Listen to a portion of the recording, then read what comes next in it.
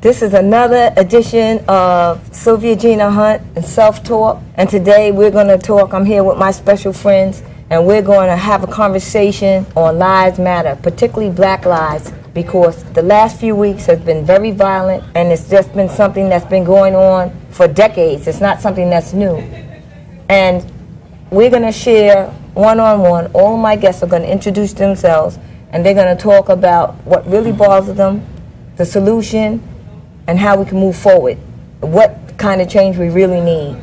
This is so important. So I'm going to start out with the only gentleman that we have, Mr. Hosea Johnson, to open the floor. Hey. All right. Hey, how are you? Thank you for inviting me. Yeah. All right, this is really cool, and I'm sure, and it's really important, so I'm happy to be a part of it. Okay. So you said that you wanted us to talk about things that are really, that bothers us? Yes, absolutely. What's going on right now with this? What's going on with the current events right now? All right, well, you know, obviously, you know, a lot of stuff that's, you know, could be bothering me. I want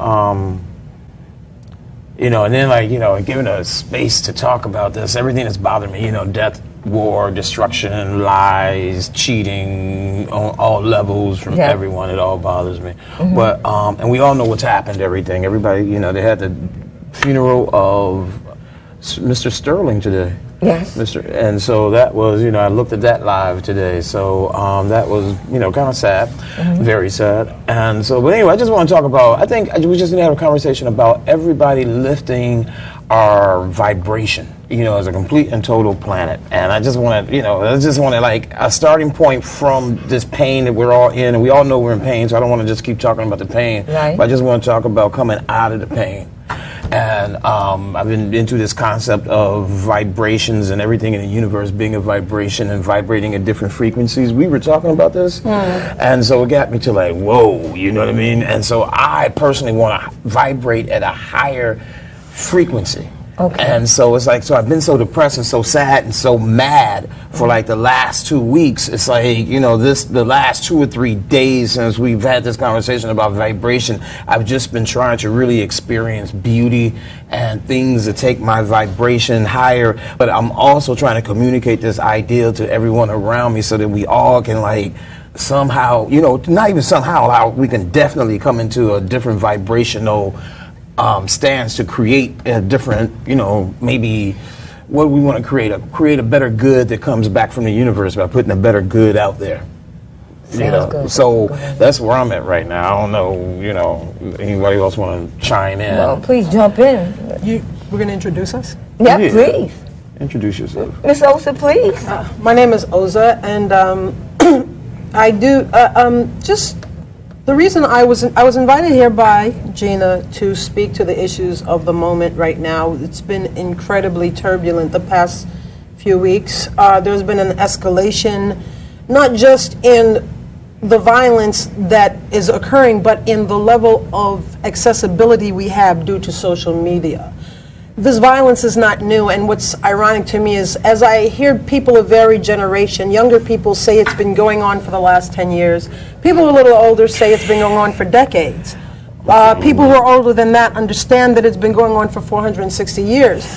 We have to understand that we cannot understand contemporary politics or even the social justice incidents that we're experiencing without putting it in a historical context. And with the absence of the historical context, this is why we sort of revolve through cycles of repeating the same situations. We respond emotionally, we have a visceral reaction, we have a catharsis, but we don't have a solution. We have a revolution, which just means we're revolving. We're not evolving. And as far as what Hosea is talking about, raising the vibration, to me, that really is about evolving to a consciousness of sovereignty. We speak of freedom, but we don't really have, we speak of it as an idea or fantasy. Euphemistically, we don't know what it is to be free. But beyond freedom, what is freedom? And then what exactly is sovereignty? And these are the ideas I would like to explore in conjunction with this violence, because we are victims of our own lack of sovereignty. A being that does not experience their own sovereignty will always be bred to be led. We are led, and we cannot evolve into solutions without becoming leaders ourselves and going inside and raising our consciousness, which to me, consciousness is the trigger that elevates the vibration. It's the consciousness, the connective threads of all the things that have happened, the cause and effect of history that is upon us, the reckoning of cause and effect, the fact that even in every equation must come to a balance. Every violation on our ecology now, we also recognize these things are happening simultaneously. The level of violence in our ecology, the fact that you can put a lighter to a water faucet and it would ignite because of fracking, the levels of the sea rising, the fact that our erratic weather circumstances that are displacing people. You know, we have just as many climate change refugees as we do Civil War refugees. So we have to really take all of these components of occurrences and realize they are not separate incidences. This is a confluence of things coming to a head in our society now that we've been looking at for centuries, really, internationally. All of us as a people, let's not segregate ourselves from our fellow nations and cultures, because really this is a worldwide event that we're witnessing now. And here we see it coming to head on more civil issues involving police and citizens. But we're going to have, as far as raising our vibration, we're really going to have to raise our awareness of the connectivity of all of these incidents and also the connectivity of life itself. True. Sure. Well, I have to agree with both of you. And now, Miss Deborah, what do you have to add to our conversation, Ms. Okay, hi, my name is Deborah Liveman. Okay, I believe, being a person of color, I saw a lot of things. I'm up there. I'm not 100 and I'm not 20, 30. I've been up there and I've been experienced and I've been around a lot of things. I saw a lot of things. And I find people, a certain type of people, will always forgive and they always forget, okay? When the children, the little 4 girls were burnt, people just sat and prayed and said, it's going to be a better day. They look up in the sky and they ask for forgiveness. What do? Why are we have to forgive and forget? People used to come in. I remember reading the book when I was in college, how certain type of people came into certain people's houses and shot everybody up, and they shot a dog. And so a certain person said, you know what, they killed the dog. How could they do that? They killed the dog. Well, what about the people that were killed, the children? But we forgave them and forgot about it, okay? I believe in what Gandhi said. If you want respect, stop depending on it. Stop wearing their clothes. Stop, trying to talk like them. Grow your own food. Be your own doctor. We support everybody. We don't even support ourselves. You go to 125th Street. I remember years ago, everything was a certain color. Now, it's totally different. They don't recognize it. And we buy, spend our money, get the services. We depend on them. That's why things are happening, because we depend on them. Instead of being individuals that are being collected, we just depend and forgive and forget. And we pray things will be better some other day. That's me, I believe in that. If you want respect, you have to demand respect. Stop trying to be like them. Start trying to look like them. So I don't try to wear their clothes. I'm telling you, you spend all this money just to look like them. Please. In order for the change, you have to change yourself, change your thinking. That's what I believe. Okay. Well, that's deep. And I just want to say that our people, just overall, are so brainwashed to the point of slavery tactics in our minds, even that we haven't been in chains and bonds. However, the revolution is what we're talking about right now. We're talking about a constructive way to put our energy, and if we can't, there's not going to be any way that, say for an example, that politics or any government or anything is just going to take us and just throw us wherever they want to. We're not in that world either. However, we do respect lives. You feel me? Tell me what you have to say about that. Well, I wish I had a note, because there was some stuff you said I wanted to talk about, some stuff you said I wanted to talk about, and now I want to talk about something you said. So, well, we have a long time to talk, and we have to we share can go with back everybody. to, yeah, so it's like, on that theory of, I always wonder why, well, I don't wonder why, sometimes I kind of figure out in my head why we do certain things.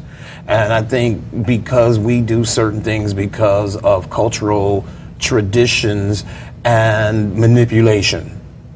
All right, so I think because a lot of our religious beliefs begin with, like the dominant religion in our culture, I believe that religion has, it can be biased towards, you like forgive your slave master, but, kill your slave type of thing in the same book.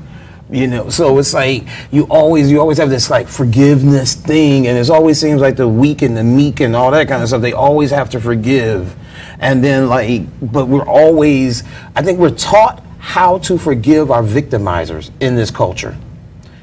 Us in particularly, of color people. I just think we're just like so taught to it's acquitted.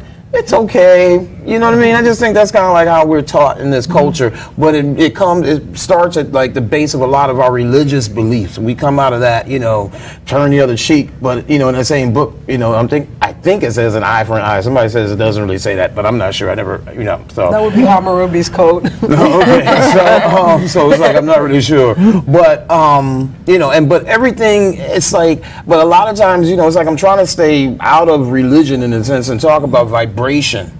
And what you talked about is like, like tapping into your true vibration. We are one of the only people, I think, on this planet that absolutely does not practice a religion that came out of its culture or out of its whatever. It's like most of us. I'm sure there's some people who were like practicing things that are really close and something that came right out of Africa. But the rest of us are all practicing something that came out of somewhere else. And I think that has a thing with keeping our vibration at a certain level. Because we're not practicing anything that we see ourselves in totally and completely. It's like I would never be like some type of white Jesus type of thing. But then again, that's media wash, not to overtalk you, but this is all media wash. Whereas your product has been co-opted from you, has been remarketed, packaged, sold back to you, and now you believe it's not your product. True. It's amazing. It's like when I go to the supermarket, Belgian chocolate. Where's the cacao in Belgium? Tell me this. Where is there Swiss chocolate? It's all about processing the raw goods that are coming out of places where the people are not. The cacao is coming out of Ghana. Are the people that are benefiting from that economically? Because we're not processing. We are not in charge of the processing of that. If there were a chocolate processing plant and you were making your own chocolates and then exporting them, well, that's a whole different thing. But when you have someone who has come and colonized the land, is basically extracting the resources that paying little or no tribute back to the people who are working there, the citizens do not benefit from this export. So you got to be very specific. You want to talk about export, and then they're taking it back, putting the label on it, and repackaging it. So you all believe, people believe, oh, Swiss Miss. That's chocolate. That's cocoa. Cacao is out of Africa. Swiss Miss. We have to be very specific about this, and even religion. You're saying these things that come from other places. Well, this is not true. The Dravidians are Harapani tribe, which settled the South Asian subcontinent, which is now known as India. These were the blue-black people. This is a historical fact. Okay? The Dravidians of this neighbor, the Dalit people, who are the blackest people of India, there's the biggest caste system. This is the spiritual mecca of all the hippie world. Let's go to India. It's such a spiritual place. God bless India. I love my South Asian people. But the truth is, this is a caste system. The world is based on a caste system. It's more than black and white. In the American context, we see everything as black and white. But in other cultures, if you go to the Caribbean, if you go other places, there are other levels of caste system. But what I'm saying is this is insidious. This is worldwide. It did not start in this century. It didn't start in the last few decades. There's nothing that is separated. Yes, Jesus Christ and Christianity. This is the early Coptic church. It's out of Ethiopia. That was a black thing. I was riding through, bizarrely enough, it blew my mind when I was 20-something year old, playing Moni Love, driving through the Alps, going from Germany into Italy, and oh my God, in the middle of nowhere, there's a shrine to a black Madonna. Let me tell you something, there's so much we don't understand about who we are and what's going on that other people do. There's nothing in Vatican Square that is not from Egypt. Absolutely, that's true. There's an obelisk, there's a huge, all of the symbols, all of the heteru, all of these symbols from Egyptian culture are alive in Vatican Square. So I feel that no, this is not, we do not identify Buddhism. You know, we want to talk about the early Asian cultures. That is, we are from there. These are all of these peoples come from one people. That's the e pluribus unum. That's what's going on.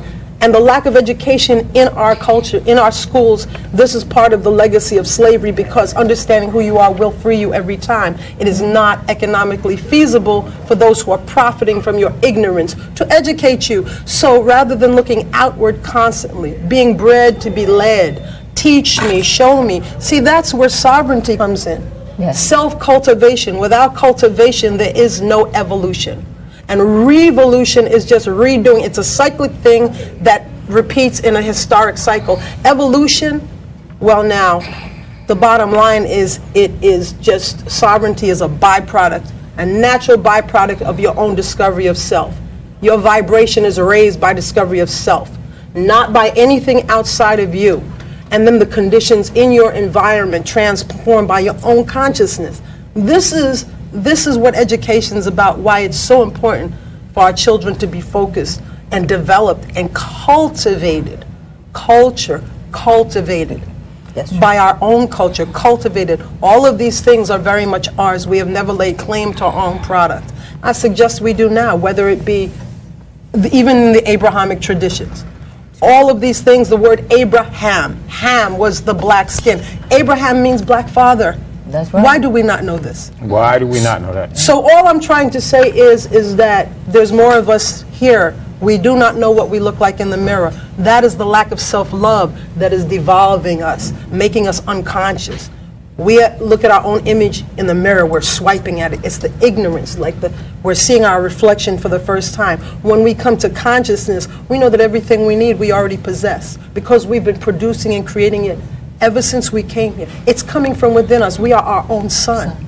We have no need, and with that consciousness, yes, it's all about raising our person. That's the vibratory resonance that changes everything, because then you don't settle for the okie-doke. Somebody's going to have to really bring game to have that conversation with you. Because now you are who you are and you're free.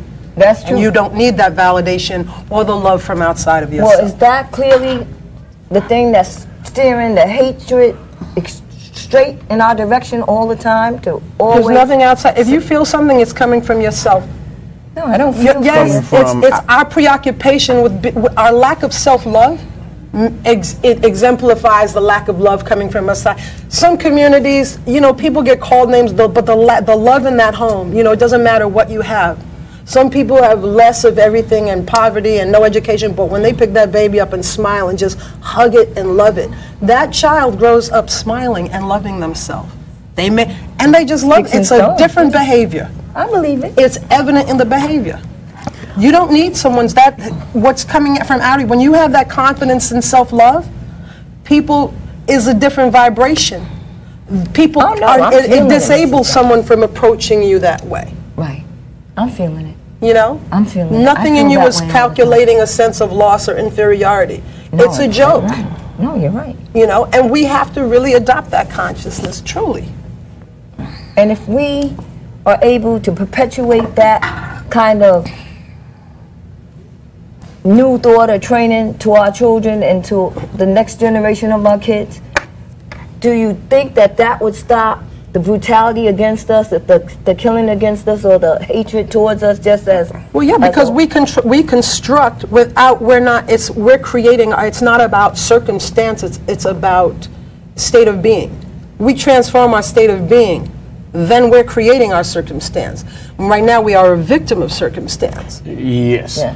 Right? So I mean, simply, because I mean, on the simplest level, if we, you know, literally, exactly, I just want to say what she's saying, but I'm trying to really say it in a simple way. You know what I mean? But yeah, if we can actually love ourselves and teach people to love themselves, we would like cure, you know, that effect could possibly, you know, reduce the amount of, you know, hate that's going around. But it's like that, I think we were even talking about self-hate, when, you know, not recognizing who you are and what you are. This is what I'm hearing from you. You know what I mean? But it's like, and then all this stuff is like, that's like raising that vibration, because like we have a karma as brown people.